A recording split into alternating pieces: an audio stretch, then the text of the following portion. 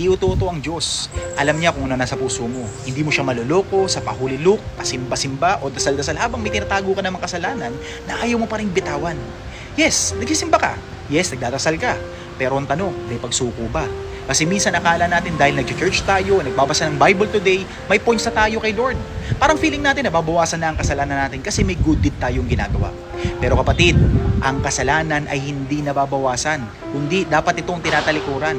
Hindi yan parang utang na pwede mong hulugan kada linggo. Hindi mo pwedeng balansehin ang mali sa mabuti. God wants your heart, not your religious routine, but your genuine repentance. Sabi nga sa Galatians chapter 6 verse 7, do not be deceived. God is not mocked. Man reaps what he sows. In short, kung patuloy ka naglalakad sa kasalanan, tapos umaasa kang makakatanggap ka pa rin ng blessing, sorry to say, hindi ganun ang ating Panginoong Diyos. But there is the good news. Kung handa kang talikuran ng kasalanan mo, si Lord ay laging ready para magpatawad sa iyo. Hindi siya uto-uto, pero siya'y unawain. Ayaw niya ng pa-cute na repentance.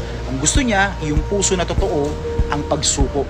So today, wag mo nang lokohin si Lord, wag mo nang lokohin ang sarili mo.